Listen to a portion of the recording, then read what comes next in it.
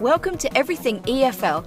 My name's Erin O'Byrne, and I firmly believe that you as a teacher are special, amazing, creative and passionate. But it's very easy to get burnt out and overwhelmed. With my podcast and my teacher training, I aim to help you avoid burnout and cut down on your prep time so you can unleash your creativity and enjoy your work more mindfully. Are you ready?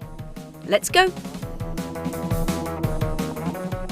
Hello, you gorgeous teacher, and Happy New Year. If you're one of my lovely regular listeners, welcome back. I hope you had a good break. And if you're a brand new listener to Everything EFL, you are most welcome, and I hope you stick around. There are some big changes coming this year.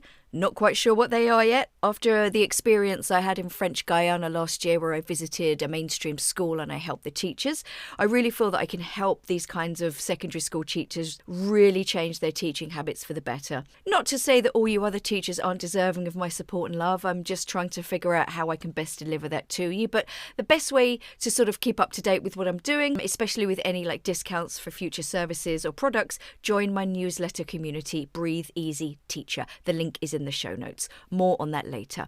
Anyway, let's get down to it. This is the first of my mantra series. What does that mean? Simply put, it's stuff that I tend to repeat to myself and the teachers I train. And I generally have this kind of list of things that I tell my teachers. They sort of pop up every now and then, depending on what I'm saying, and then at the end of the course I'll give them a little poster with all the mantras on. I do lots of practical stuff with my teachers, but I've noticed that pretty much all teachers have the same issues when it comes to themselves. And, I'm talking about mindset. And this is just as important as the technical and practical stuff. And with this little sort of mini series of solo episodes throughout the year, I aim to help you with your mindset because it can be very hard to remember just how amazing you are. I know you are. Your students may or may not you are. I hope you know you are. But that feeling of self-confidence can waver, can't it? One day you're on top of the world. Oh, the lesson went brilliantly. Everything worked. They all listened. I think they might actually have learnt something. I definitely saw a couple of nods and smiles. And then the next class or the next day, complete disaster. Zero engagement, the lesson dragged, the tech failed, a couple of students who were absent yesterday turned up and they don't know what's going on, so you wasted half the lesson going over the same stuff again. Sound familiar? The point is, we're very good at beating ourselves up and forgetting about all the good stuff we achieve and create, and this weighs on our mind and it stays on our mind. This can be very draining and demoralising.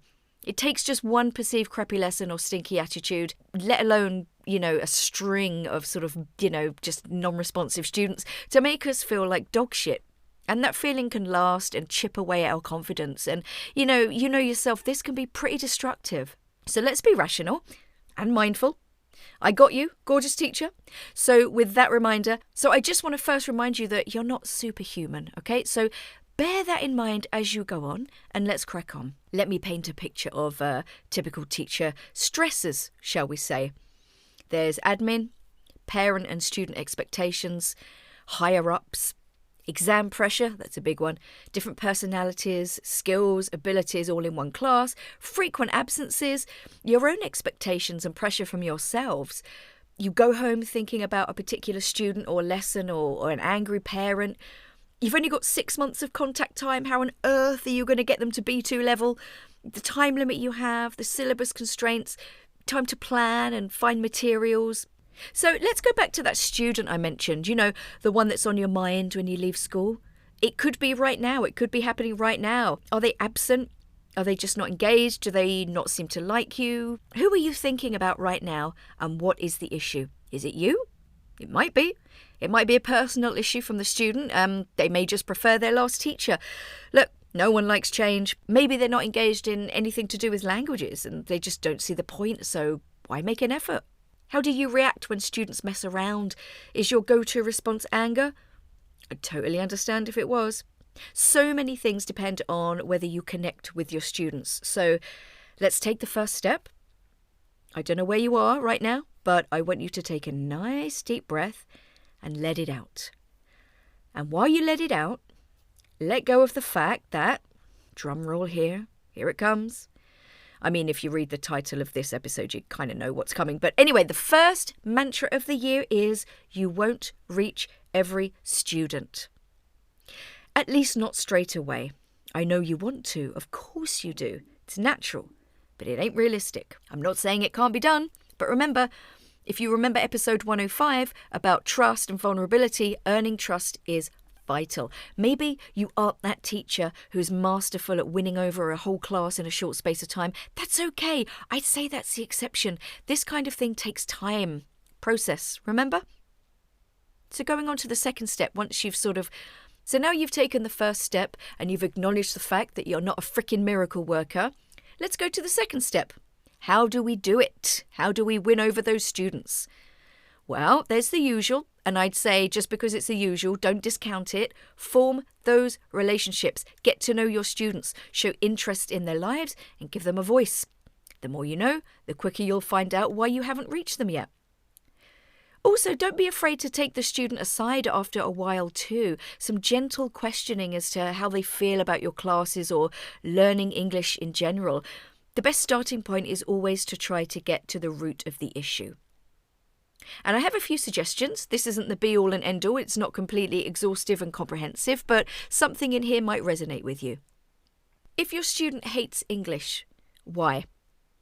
Is it a past trauma? I generally teach adults, but you would be amazed at how many of them come in a little bit afraid because they've had a crappy English teacher, or their last English teacher said something to them that shattered their confidence. So find out, and I would say again, just be extra gentle with them. If there's a stinky attitude in the room, my best advice is kill them with kindness. I've noticed that some students who are a little bit attitudey generally respond really well with some one-to-one questioning, nomination, praise, asking, are you okay, can I help, smiling at them, thanking them at the end of the lesson on a good job. All of these things can work wonders. And with that, be opportunistic. If there are a couple of students who, sit together and give like joint attitude, yes, you can always separate them. But, if you don't have their trust, that might cause resentment at the beginning. But if one is absent, I say seize the day. Kids especially are much less brave when they're on their own. Use this to your advantage. Target the one who's present and, bombard them with praise and kindness. Single them out, but in a way where you're chatting to them about something, you're smiling, and you're generally interested in what they want to say. This is about building trust and, showing them that you're actually a human, and maybe then they're more likely to accept a separation from their attitudey partner if they know that you're not so bad. Can you give your students a voice? What can they give their opinion on? What choices can they make without you making them yourself? Or again, ask their opinion on something. What do you think about this? Or, we're talking about fashion. What's your favourite kind of style? Or who's your style icon? Something like that, showing genuine interest. They might be pleasantly surprised, and you might be pleasantly surprised at their response. If your students look constantly bored, is it because they're ahead and it's not a challenge? If so, how can you challenge them and give them some responsibility? If your students are bored because they're just not into it, again, positive attention and praise can be really effective here. Again, have you tried asking them a specific question? Like, for example, if you know someone's really into football and the topic comes up, or the grammar you're doing somehow fits the topic, you can say, oh, David, you're the football expert in the class, and then throw a question or ask their opinion. This combination of flattery and questioning can be very effective. And again, thank them and praise them at the end of the class for participating. Never underestimate the power of praise and positivity. And I'd say also another step you can take, I wouldn't call it the third step, but I'd just say it's another thing you can do, is read the room, right? You've got this room full of students. Some are nice and willing and attentive, some are not. Who do you think you can win over with your devastating charm first? Go for the easiest target. And then work your way around the room.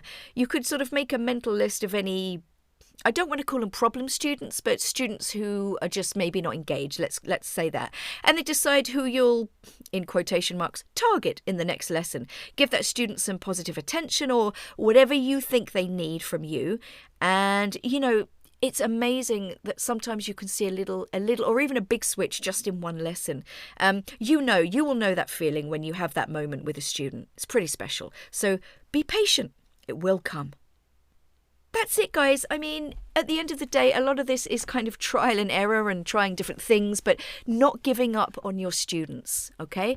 But always keep in mind that this isn't Hollywood, It's just you're not a miracle worker. I'm probably going to repeat that phrase over the course of the year, but you can only do your best. And that is all you can do, okay? And I know the feeling when something doesn't go right or your student doesn't, respond as well as you want, but just be a little bit patient with them. Sometimes they just need that little bit of extra individual attention. So, I'm going to keep the challenges that I started last year with the Cornerstone series. My challenges, as in my Breathe Easy Teacher newsletter, are very, very small, achievable challenges. So my challenge for this week for you is think about those students you haven't quite connected with yet. Firstly, just choose one. Try and get to the root of the issue if you don't know what it is. And then try and single them out or, do something where you're one-to-one or face-to-face with them, where you're having a little exchange, but there's positivity, there's praise, or there's, you're asking for something from them, like their opinion or their voice. And just see how they respond. And I would love to know if any of this works for you. Please let me know, okay? My email address is in the show notes, but like I said, subscribing to my newsletter, Breathe Easy Teacher, is the best way of keeping in contact with me. And also, it's the best way of getting any big discounts on any future products or services that I'm going to put out there. I'm also on Instagram and LinkedIn. If you would really like to help, if you're listening on Spotify and iTunes, give me 5 stars and a review. This really helps push me up the ratings. I reached 20,000 downloads last year. Cannot believe it. Super grateful, but I want to keep that momentum going. Listen to my back catalogue and share an episode with a colleague. And if you'd like me to visit your school online and do my lexical approach webinar that I did last year, or you would like me to do some teacher training in your school, ask your admin to contact me. My email is in the show notes. And as always, have a safe and peaceful week.